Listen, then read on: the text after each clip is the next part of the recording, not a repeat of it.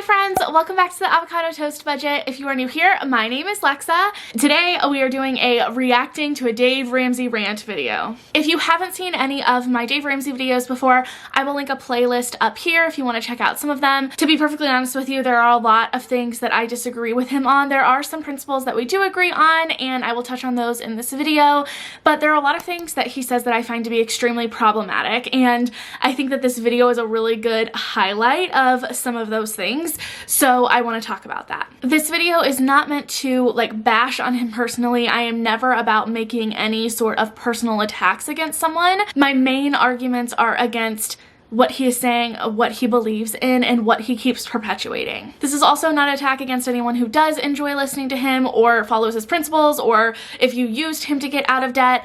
I think that that is great. Whatever works for you is awesome, but I do think as someone who has a voice in the personal finance community, considering he is one of the loudest voices in our community, I think that it's important when I see things that are problematic and that I disagree with, that I speak out against them. And I really love reaction videos because I get to show you guys word for word what he is saying and then respond to that in real time, rather than just trying to summarize some of the points that he makes or his baby steps or what he says during his shows. But before we get started, if you enjoy this video and you want to see more like it, make sure to give this video a big thumbs up. It really helps out the YouTube algorithm, helps boost this video to the top. That way more people can find this content. So let's go ahead and get into it.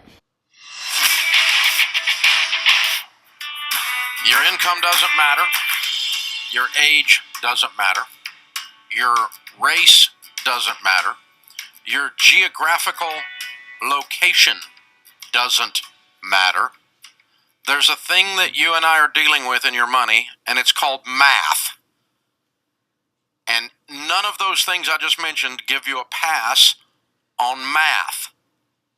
And where people get themselves in trouble, including when I went broke many years ago because I was stupid, we get ourselves in trouble when we don't bother and do the math before we do the transaction. So there's a lot to break down just within these last like 43 seconds, so I want to talk about that. He says that your race doesn't matter, your income doesn't matter, your geographical location doesn't matter, and pretty much what he is saying is that as long as the math is there, that none of those like other systems of oppression or influences really make a difference as long as the math adds up. And I want to actually start off with saying something that I kind of agree on, that I don't think it's the full point he's making, but I can kind of agree with him on the fact that if you do have all of these things going for you, then yes, none of those things matter if you're still spending more than you make, because you are still, the math is there. You have to make sure that you are spending less than you make in order for you to save money.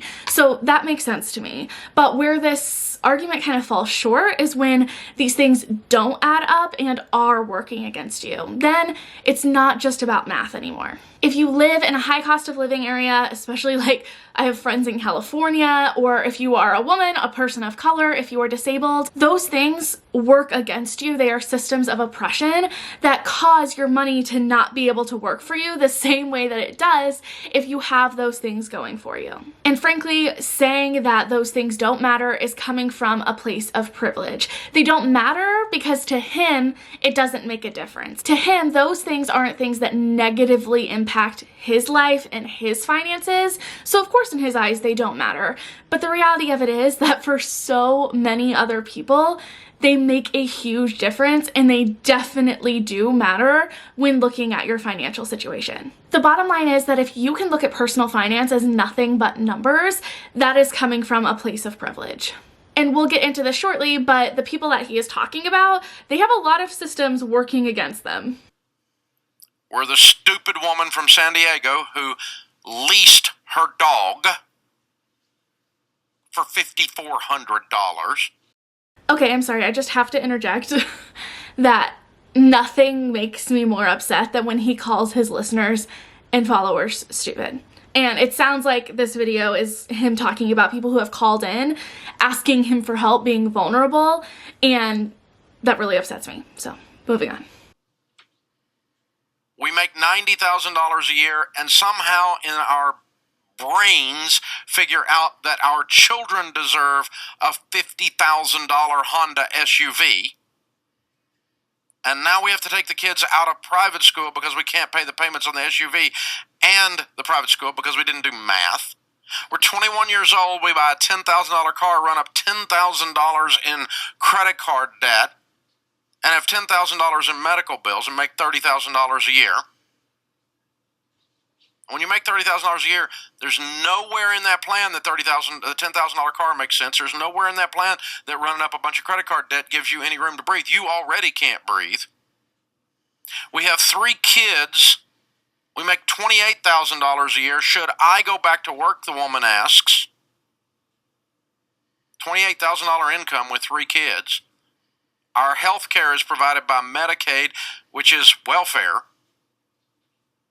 because we qualify. If I go back to work, we won't qualify for that. And if I go back to work, they'll have to pay for daycare. And I'm not sure I'm going to even break even. At least she was doing math up front and thinking about it before she made the decision.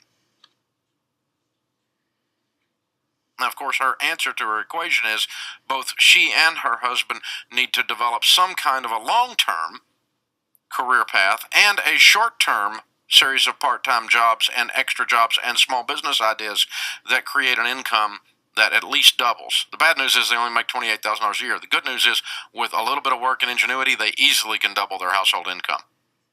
And then they don't have to worry about being on the government dole, and you got a long-term game plan to get yourself out. It's not a matter of simply her going back to work. That's a limited view of that situation. I actually didn't answer her question properly when she called. Okay, so like I said, it sounds like he's using examples from people who have called in. So I want to break down some of these that he's talking about. I didn't hear these, so I'm just going off of how he is summarizing them. I think objectively we can say buying a car that is way out of your price range and leasing a dog that is way out of your price range does put you in a bad financial situation. So because he didn't really say anything about those 2 things other than calling the woman stupid, which I don't agree with, I'm just going to kind of skim past those and go on to the other 2 examples of the family of 3 and the college student. So first I want to touch on the college kid example. I have been in a similar situation. I've been a 21-year-old college kid who is probably spending outside of their means.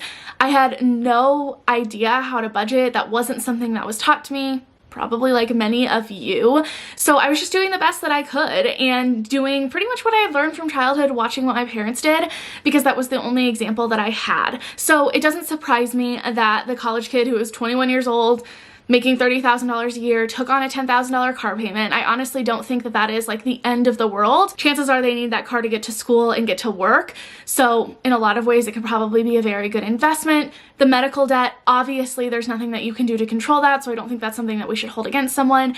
And credit card debt, it sucks. No one likes credit card debt, but it's not surprising given the statistics and the amount of people who are inside of credit card debt. And it's not surprising considering that personal finance isn't something that is very often taught to people. So it is very easy when you finally get out on your own to not know how to manage your money. Again, he didn't have a lot of commentary on this. I'm sure that he talked about it more whenever the caller had called in a different video. So I want to address the commentary that he did have for the family of 5 with 3 kids. The first thing that I want to point out is that she is probably very right that it might not be worth it and it might not make financial sense for her to go back to work. If those 3 kids are younger, daycare is so expensive, and I'm sure that she would have to get a very high paying job to outweigh the money that she is saving, not having to pay for daycare, not having to pay for a way to figure out how to pick up and transport her kids to and from daycare. That is a huge thing. And it is really, really disgusting to me that he makes it pretty blatantly obvious that the fact that she is on welfare is a bad thing, and he says it like it's a bad word. She's doing what she needs to put food on the table for her family and make sure that her kids are taken care of, and I don't think that there's anything wrong with that. And the second part that I want to address is that he is saying that he answered the call wrong, or he had given her some wrong information. He thinks that she needs to focus more on the long-term goal. And while I agree that having those long-term goals can be so important, and if getting back to work for her is a long-term goal that she wants to achieve, I think that that is awesome, that there are steps that she can take to get there. But I also understand that when she's not broke, okay? This family is living in poverty. They're living below the poverty line. And when you are living below the poverty line, you don't always have the privilege to be able to look far ahead when you are just trying to figure out how to get through the next day, the next week, the next month, making sure that your family is taken care of. So I think just looking at what their long-term goal should be is not going to help them in the situation that they are in right now. It is not easy to start a small business. It is definitely not easy to start a profitable small business, like he said. It's not easy to just go about getting some part-time jobs when you are a mother of 3 and you have to figure out how to pay for childcare or how to make sure that your children are taken care of during that time. And it's definitely not easy for people to find a career that is suddenly going to help them climb the ladder very quickly. Even in her husband's situation, when apparently he can work a full-time job, that doesn't mean that it's easy for him to find a job that makes him more money. And it really just makes me upset that these people are being vulnerable and sharing this information with him and reaching out to him for help when they are in a situation that probably makes them feel very scared and helpless.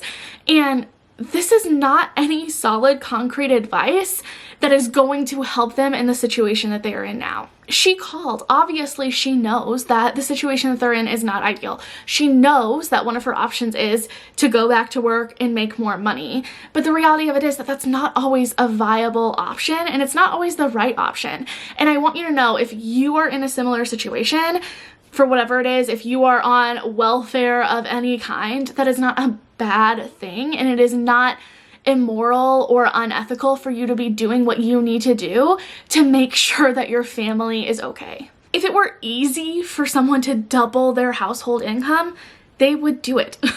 It is not easy, and it's not even always possible for people. And again, I didn't hear this caller directly. I'm only going off of the information that Dave provides as a summary in this video. But it sounds like she's just a woman who is trying to get by and who's reaching out for help for what she can do right now to better her situation. What does all of this have in common? Every single one of these things have in common. Adults devise a plan and follow it. Children do what feels good. Stephen Covey in the book The 7 Habits of Highly Effective People says, number 1 habit of highly effective people is they're proactive. They happen to things. One of the other habits is you begin with the end in mind. So when broke people say, I can afford this, you know what they're saying? I think I might be able to pay the payments. That's what broke people mean when they say that. If you don't want to be broke people anymore, you get out of the land of payments. If you don't want to be broke people anymore, you sit down and you say, hey, here's what we make. Here's the size of our mess. What are we going to do to increase our income and decrease our outgo to be able to address the mess faster? Okay, real quick, I just want to make it very clear that not all of these examples were adults thinking like children, like he says. Again, you could argue that the $50,000 car wasn't a good financial decision and that leasing a dog for $5,000 a month, if you can't afford it, is not a good financial decision. But saying that the college kid who is struggling to make ends meet on $30K and the family of 5 who is struggling to make ends meet on $28K is just adults making childlike decisions is insulting and not true. Also, infantilizing people doesn't provide any sort of helpful feedback or even constructive criticism, which is what they called for to help them get out of the mess that they are in. I do agree with him that budgeting and sitting down and looking at your numbers and saying, okay, what does our debt look like? What does our income look like? What does our spending look like? Is there any wiggle room here for us to make some changes? Can be really impactful and really important. And I do think that it can benefit lots of people, but I don't think that that is like the end all be all of fixing people's financial situations. The reality of it is that it's not always that simple. And if this was his response to just like the first couple of callers who had been making enough money, but they were making some poor purchasing decisions, again, there are things that I would disagree with about him, but I could understand where he's coming from of trying to focus on the fact that you just need to focus on math and the numbers and your spending versus your income. But he's throwing in 2 people who obviously are in systems of oppression that are very hard to get out of that cycle. It really is 6th grade or 4th grade math. It really and truly is. But you have to get in front of it instead of running behind it all the time. Getting in front of it is you look at your situation before you make a decision, not after you've made the decision. This is something that I hear in the personal finance community a lot, this emphasis that is put on the long-term goals. What's the big picture? And I Again, I see the benefit of that if that is a possibility, and I do think that it's important for you to look at your long-term goals. I have talked about that in past videos, but I also think that it is important for you to focus on now and what you need to do right now to get by, especially if you're in a situation where making ends meet is the #1 priority. It's not about cutting back on reckless spending. It is not about just, oh, you're being lazy and you're not working and whatever. It's about literally you're just in a system that it's not working for you and you need to figure out a way to feed your family and you need to figure out a way to get by. Looking at just the long-term goal is not going to be an effective way for you to navigate the situation that you're in. Okay, I just wanted to say that. I hate when personal finance gurus only focus on big picture stuff. This is something that I hear. I really like Remy and I agree with a lot of what he says, but this is something that I also disagree with him as well when he talks about like, think about $30,000 decisions, not $3 decisions. And I think that's very easy for you to say when you're in a place of privilege, but that's not easy for everyone or even possible for everyone. A $44,000 SUV when you make $85,000 a year is stupid. Whether you paid cash for it or not, it's still stupid. But when you financed it, it's double, triple stupid. But it felt good when you bought it, and Mama's going to be pissed at Dave Ramsey because her husband called the show and he said, "You're stupid." And Mama loves that car, I'll just tell you. How many times has that story been repeated in the last 25 years? I'm a cuss word in some of your all's houses. That's fine. Everybody's got to have a gift. I've got it. I'm okay. But we have to begin with the end in mind. It's called being a grown-up. You have to look at the situation and go, there's no possible way a sane individual is going to make that decision. But the thing is that we're not sane when we're making half the decisions because we're operating on about a 4-year-old level, meaning we impulse our butts off. I'm tired. I didn't want to cook tonight. Let's go out to eat. Let's go out to eat. We got to go out to eat because I'm tired. I work hard. I'll call the wambulance. We all work hard. I'm sorry. If you'd have followed me around the last 6 days, you'd be in the hospital, some of you. We all work hard. Wah. Wah. You poor little thing. Okay, obviously I have a lot to say about this. He talks about people making 4-year-old decisions and then proceeds to mock them. Chances are a lot of people who are watching this can also relate to this. I have worked in the fast food industry. I have watched Liz come home from working at factories after 18-hour days. And Dave, I promise you that those people are working harder than you and trying to insinuate that you work so hard up in your ivory tower that people would just collapse if they followed you around is extremely insulting, especially to the majority of the people that he claims to serve, which are everyday working class people. He has a history of being extremely rude and undermining people who are working class, and it's showing here. It's gross. And it's literally making fun of the people who made him what he is. Not to mention the fact that disabilities exist. There have been times that even my depression and anxiety was so crippling that there was no way I was going to make myself food and I wouldn't eat if I didn't eat out. And I don't think that that is me whining and being lazy, and I don't think that if someone comes home and is absolutely exhausted from being overworked in a capitalist system that perpetuates this idea of burning yourself out and overworking yourself and decides that they are so tired that they can't possibly fathom making themselves a meal and they want to eat out, I don't think that that is them being lazy or entitled or any of this that he is trying to insinuate. And I'm truly sorry if you were ever someone who watched this. I mean, this video has almost 3 million views. A lot of people have watched this. And if you internalized that and took that as the truth, because that is not the truth. You are not a bad person. You are not lazy for doing what you need to do to survive and get by. And you don't deserve to be mocked by some white dude on the internet. Because let me tell you what that going out to eat looks like. It looks like you're 26 years old, you make $30,000 a year. You're 21 years old, you make $30,000 a year, and you run up $10,000 in credit card debt because you bebop in and out of restaurants, you bebop onto a vacation you can't afford, you bebop your butt down to the pet store and buy something you can't afford, you bebop through Target.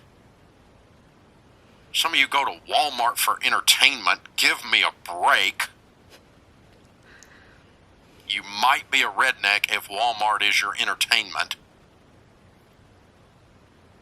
And no wonder you run up debt. No wonder you can't breathe. No wonder, because you got payments coming out your dadgum ears, man.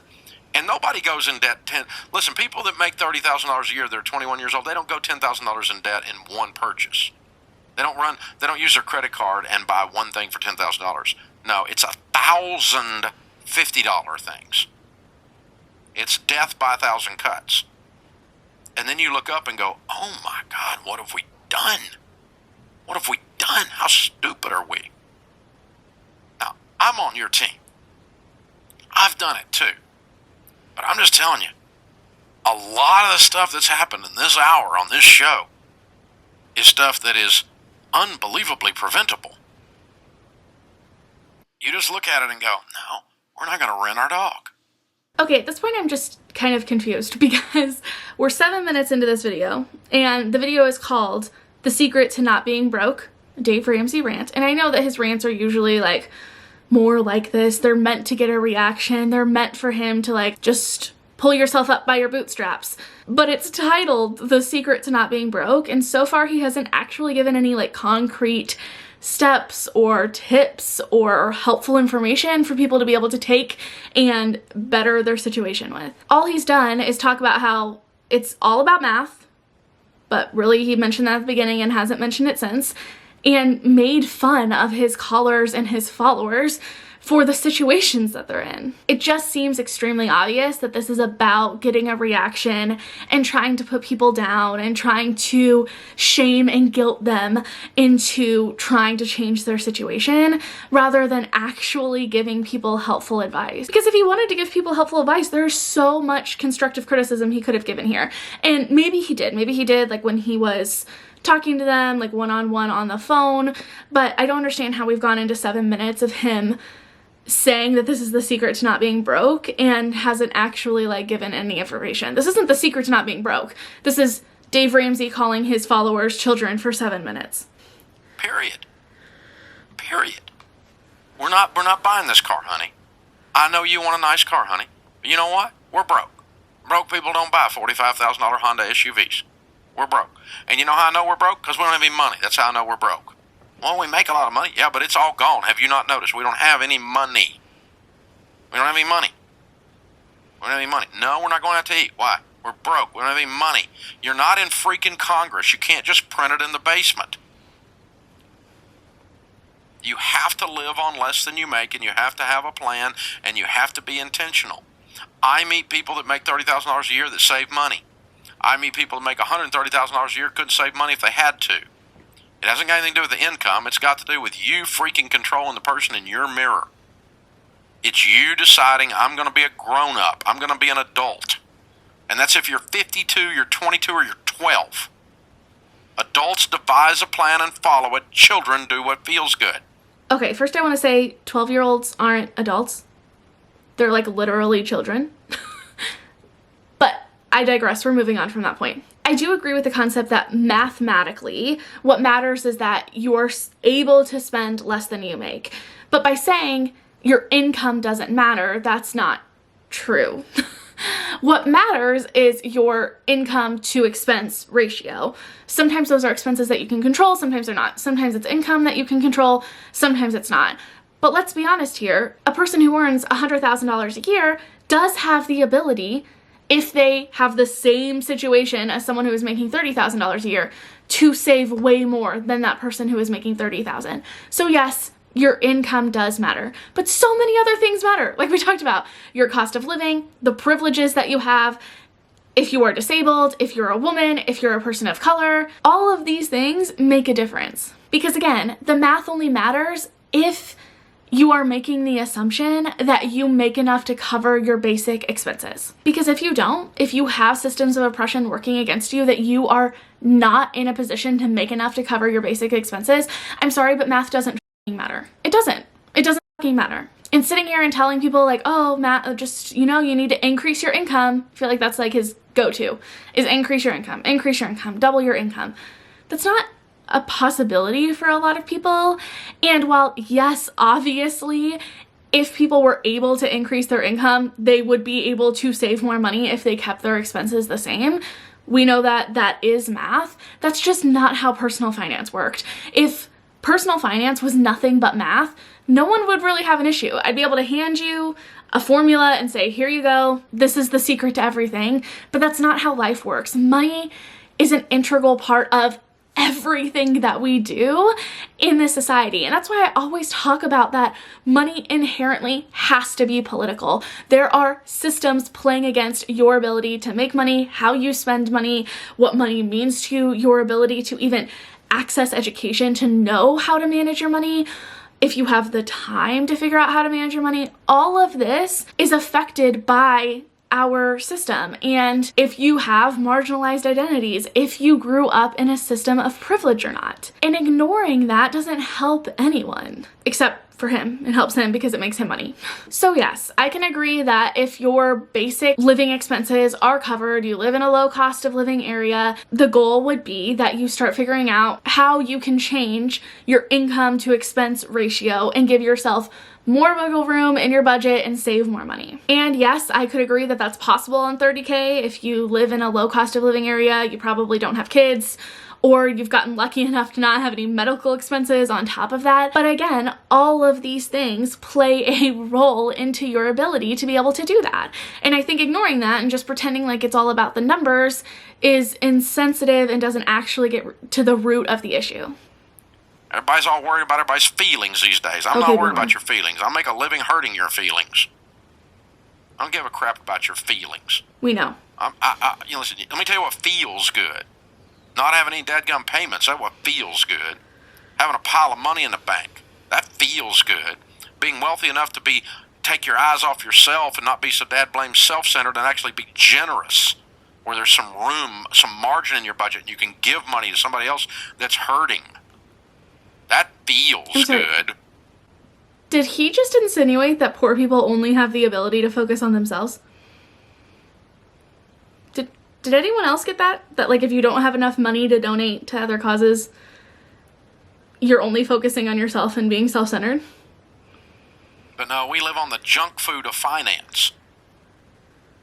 And financially, we've got an obese culture that's lost its mind. And so you guys, you have to be weird. Normal is broke. The Wall Street Journal says 70% of Americans are living paycheck to paycheck. That's 7 out of 10 houses on your street. And I don't care what street you live on. That's 7 out of 10 houses. See all those 10 houses in your mind? 7 of those people are broke. Oh, they look good, but they're acting rich. They're not rich. It's what they call in Texas, big hat, no cattle. Don't live like that. It's time to be weird. Those of you that want to win with money, you got to do weird things. So I agree that the fact that 7 out of 10 Americans live paycheck to paycheck is a problem. But I think that it's a systemic problem, and I think the data shows it as a systemic problem. And to make it an individual problem is ignoring the root issue here. And I think that it starts with not only dismantling the system and trying to set up ways to even the playing field, but also giving people the proper accessible education that they need, that the system is not giving them, because it thrives off of the poor staying poor and the rich, like Dave Ramsey, getting richer. And I think that as people in the personal finance space, we have a duty and an obligation to acknowledge those barriers that make it extremely difficult, if not impossible, for some people to build wealth and to get out of the situations that they're in, and to actively work on dismantling those systems as well. I don't think that you do this through shaming people or making them feel guilty about their past money decisions or mocking them and calling them children. That doesn't help anyone. Many people are doing the best that they can with what they have been given. And it really sucks to see someone who is one of the loudest voices in our community just perpetuating these awful ideas. So that is it for this video reacting to a Dave Ramsey rant. Let me know in the comments below what you think. Do you agree with what Dave said? Are there any things that you disagree with? And if you enjoyed this video and you want to see more, make sure that you give it a big thumbs up. It really helps out the YouTube algorithm, helps boost this video to the top. That way more people can find this content. And I will see you all next time. Bye.